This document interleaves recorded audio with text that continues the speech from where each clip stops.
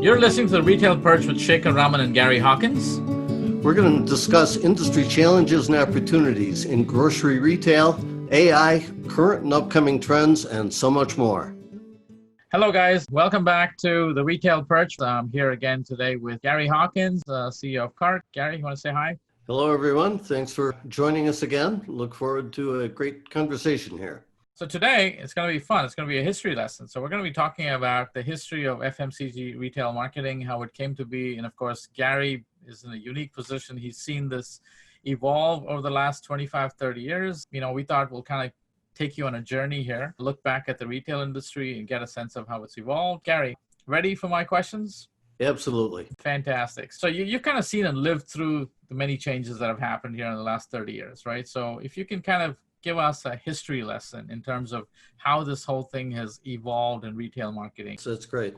You know, it's no surprise to any of our listeners here today. Retail has been built on mass marketing, right? We've got a history of decades of mass marketing driven by trade promotion. And in the supermarket industry, the world we play in and live in, largely driven by that weekly ad that's printed, distributed out by the thousands or millions every week. And that has been the mainstay of industry marketing for decades. Now, things began to change, though, in the early 90s. And that was when the first frequent shopper programs started to pop up. As you know, I launched one of the first programs here in the US supermarket sector. There was a handful of others. And we began to capture this data, began to gain an understanding of who our customers were and the economics they provided, right? The financial value. And it began to give us pause around the real effectiveness of mass marketing. And is there perhaps a better way to do this? And where that quickly led some of us early on was towards what I think of now as sort of best customer marketing, right? Early on, we could identify, hey, the top 30% of our customers that were generating 80% of our annual revenue, we need to do something to take care of them. So can we provide them some extra savings or bonus savings or something, right? So I know many times in some of your talks, you kind of take us back a few years before that. And I think you're always trying to figure out how do we bring that corner store mentality using some of this data? And I guess your motivation here is in your store was also the same thing. How do we bring that same level of personal touch that maybe Tom had with his shoppers back in the 30s and the 40s and the 50s with the current technology? Absolutely. It was fascinating when we began to initially capture that data and began to gain this new view to retail. I frequently will describe that like we were living in the dark, although we didn't know it, and someone turned the lights on. And all of a sudden we had this completely new view of retail. It's a great point you bring up because there was a handful of retailers, ourselves, Dorothy Lane Markets, some other unique independents, that as they begin to understand those differences in customers and recognize their best customers, they didn't use just offers or added savings. They really began to think outside the box of how can we recognize these people, to the point you just brought up, right? How can we go back to that corner store mentality and recognize them? So we saw, in our case, we, for example, closed the store early one night over the holidays, invited our top 200 customers into a semi-formal party just to say thank you.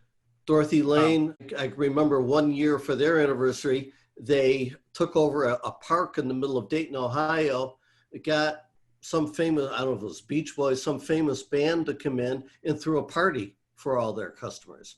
But it wasn't about savings, it was about recognition and acknowledging their shoppers, and incredibly powerful. We see that, of course, in frequent flyer miles, right? In frequent flyer programs, recognition is a big part of the drive as to why people stay with the same airline, jumping ahead of the line, getting those special seats or easy rebooking and all of those things. But that's back in the 90s when you kind of worked with some of these best customer marketing approaches. Where do you think that's kind of evolved into in the 2000s? So the next evolution of that was as bigger retailers started getting into the game and gathering this data, all these bigger players had processes and structures in place around category management, right? Product category management. So it was an easy leap from, okay, we're managing products and categories. How do we integrate that with different shopper categories or shopper segments, right? So simple way to think of that is, can we create segments of customers, gold, silver, bronze, or whatever we want to call them? And as a larger retailer, does that give us now sort of a scorecard or a structure we can begin integrating this information into operations and the merchandising in how we go to market? And so we saw a lot of interest in that. We began to see segment-based marketing. I actually spent a lot of time playing around with that, different prices for different customer segments or tiers. We saw a lot of work going on around that space. So the concept of the segment-based marketing, gold, silver, bronze, what was it based on? By spending, Okay. or some combination of spending, frequency of shopping, and recency. 2000s, of course, there was compute power is increasing significantly, but this was being done in some kind of automated fashion. In my mind, no, not in the sense of I think how you're meaning it. It was still a very manual, iterative process. Yes, we could go create a definition for that gold customer segment and run it, and then fix that population of customers to use over the next month or quarter or whatever we were doing, but we'd have to, continue to run that. But if we wanted to do any kind of targeting, that was a very iterative process, right? Because you have to determine who's my audience, what's the offer, $1 off coffee, and what's my budget. Take your best shot at understanding, okay, I want this audience, and here's the offer, let that run, and it comes back, I've got a budget of $1,000, it came back with 10,000 customers, that's not gonna work. So I've got to go run it again, and Right. again, and again, and again, until it got to a point where I was comfortable that the audience was going to work with the budget. Got it. So it's not a press of a button, it's a little bit more than that. It was a lot more than that. So what do you think started to get the whole industry excited about this? I mean, there must have been some proof points that happened along the way where everybody woke up and says, whoa, this is something that we should be doing. Well, so there was a number of proof points all through this, right? And the first was some what we would consider today to be just very basic stuff, right? But an understanding that, 30% of my customers on average are generating 80% of my annual revenue. I mean, that was just revolutionary in this industry because a retailer never knew that. They were never able to know that before, right? And then you begin to filter down into more nuanced learning. So things like, of every 100 new customers coming into the store, only half of them would ever come back again. And by the third visit, we were down to maybe 20 or 25%. Those learnings began to become more nuanced as we began to work with and better understand that data. I know you've talked a lot about what Kroger and dunnhumby have done and how that's fundamentally changed people's approach to loyalty and using data and leveraging data. And I know you had definitely some little part to play in that whole process here. Kroger came together with dunnhumby and created their original partnership. I think that dates back to 2003. It took a couple of years for dunnhumby to ingest all Kroger's data and begin making sense of it. But where Kroger quickly went was really three places. They began to leverage that understanding of their customers and different customer segments across merchandising decisions. So understanding how they could fine-tune product assortment at a store or group of stores based on the customer population shopping that store, right? So for example, if a store had a high number of senior shoppers or young families or whatever, it would change the product assortment. They leverage that information into inventory optimization, and not sexy, but big impact. But where they really nailed it was in personalization. And this is when personalization was really just beginning to come into the market. Kroger with dunnhumby was deploying a lot of data analysts crunching through all this data, and Kroger was of the size, they brought their key brand partners to the table and began to issue via direct mail paper coupons every quarter to their best customers, giving that customer savings on products Kroger knew they liked to buy. And they didn't do it for all their customers. It was some segment of the best higher value customers. But they began recognizing and rewarding those shoppers with savings on stuff they like to buy that over time began to encourage that customer to do more and more of their shopping at Kroger because they were being rewarded for it. Now, higher spending shoppers typically are more profitable. Kroger did this. They began to alter the mix in their customer base, more higher spending customers. Their margins began to grow, and they just created this upward spiral of value creation. What Kroger triggered was really the growth of the whole shopper marketing movement that's across the industry today. This would have never happened if it hadn't been for someone like Kroger and their size, right? Because day one to the brands, the brands are thinking, why do I want to give savings to somebody that's already buying my product? But it only took that first campaign for the brands to realize, I get it. I'm going to give them savings because they're going to buy even more of my product. And that's exactly what happened. But Kroger was really smart. Instead of just taking all that to the bank, they reinvested those savings in better customer service, in sharper pricing, again, leveraging all this data to better price the right items, encourage more new customers, get them hooked on this cycle. Kroger began to work with more and more brands.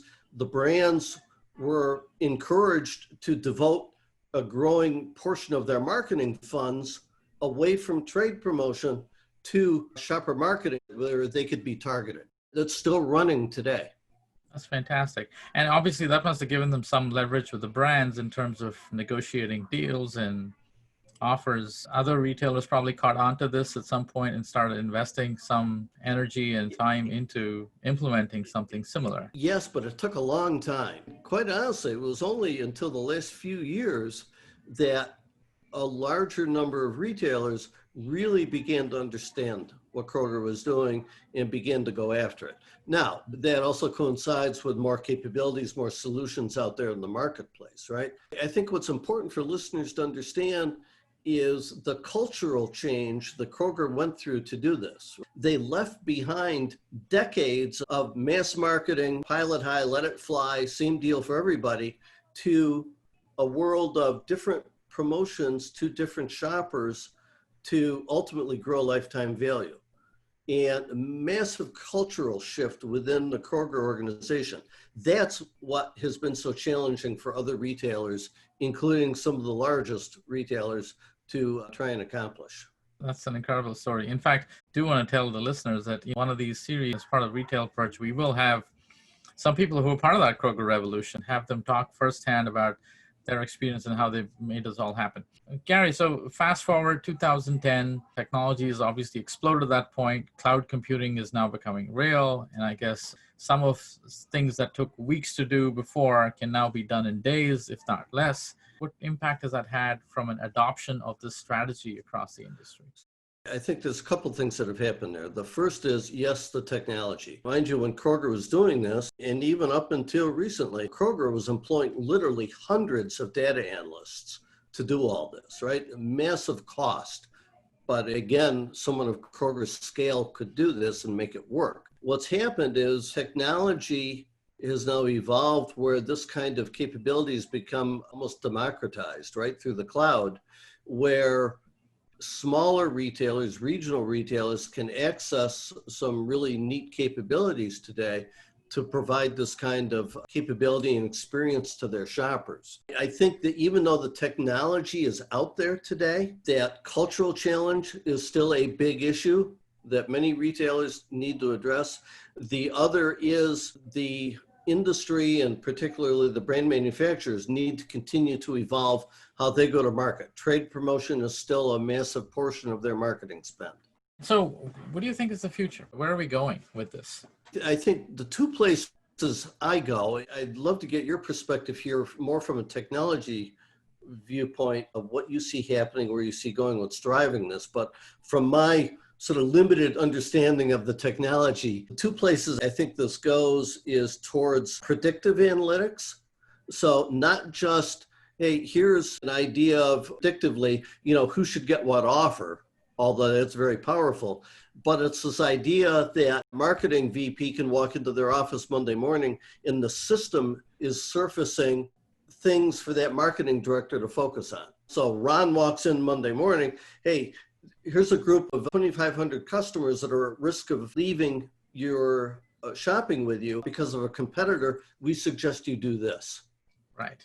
Right. And then the other piece I think that's coming here is automation. Right. When I say automation, not robots up and down the aisle, that's here. We're going to see a lot more of it. But automation of business processes, and I think a lot of marketing lends itself to that. Let's come back to the technology here that's driving a lot of this for a minute. Just speak to, from your perspective, so the role of AI and machine learning, big data, how they all come together. Gary, when we first took a look at this problem a few years ago, most of the founders at Birdseye having come from, Wall Street and the financial sector, and we looked at the volume of data, which honestly is not huge compared to what you see in the financial sector, because there's more transactions being generated per second than you know what to do in the financial sector. I think the first thing we noticed is that we were able to get data in a standard format. We can start doing things that at a scale and learn and develop insights into the data, which was simply not being done. When you think about machine learning or AI or any kind of statistical process which tries to infer conclusions from data. So John starts shopping at Acme store on day one. Okay, so John starts going to the store, he buys a bunch of products, comes back. A week later, he's back in the store again. And now he shopped the store maybe 5 times and in a month's time. Now the question is, what does Acme know about John, right? And how do we figure out, how do we take that data and then create the personalized experience to continue John's experience at Acme stores?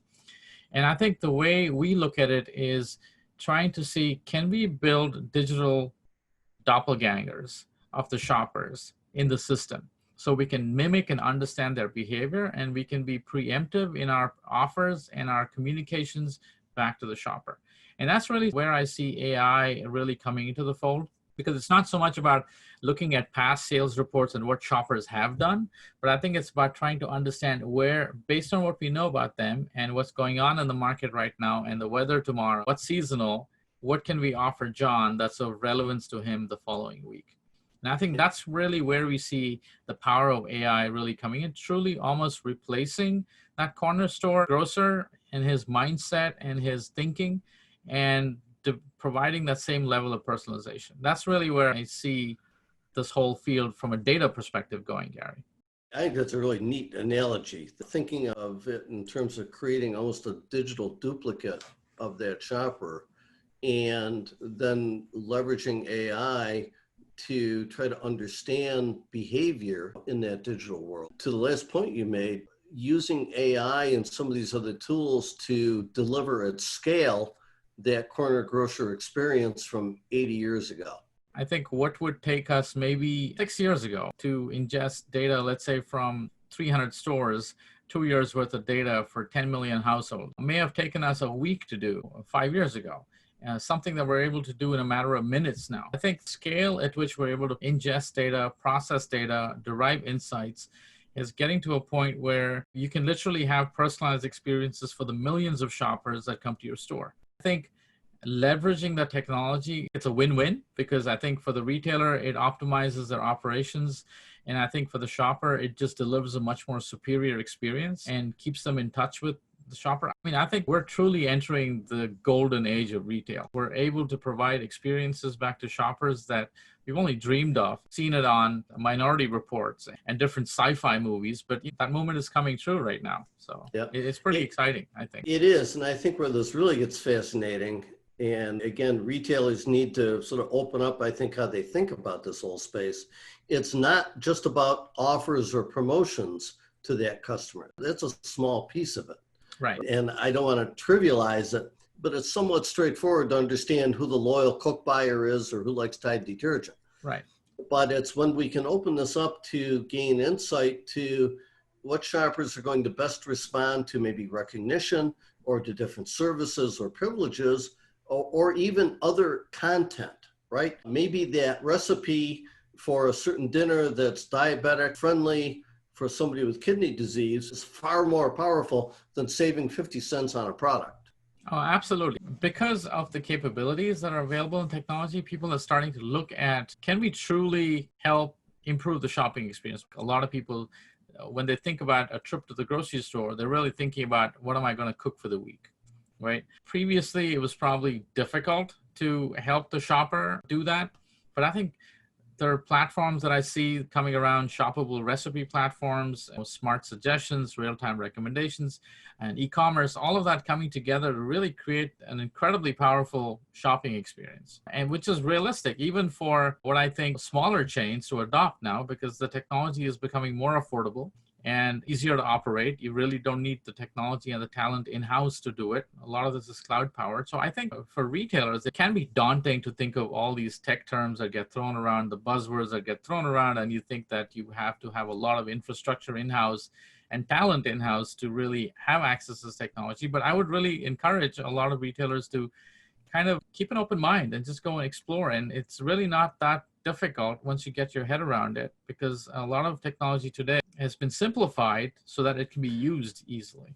Yeah, I think that's a great point. I use that term, a lot of very sophisticated technology has become democratized in the sense that it's being made available for nearly any retailer of any size today. And to your point, yeah, it's important that retailers begin to sort of open up their thinking a little bit and understand that some of these capabilities are within reach. They need to think how to best use them, how they're going to look and feel at their operation. I like to use the term, Gary. I think retail technology is reaching its iPhone moment, right? And, when Steve Jobs came up on the stage and introduced the iPhone, it was a powerful piece of technology with an incredibly simple and intuitive user interface that allowed anybody to leverage its capabilities.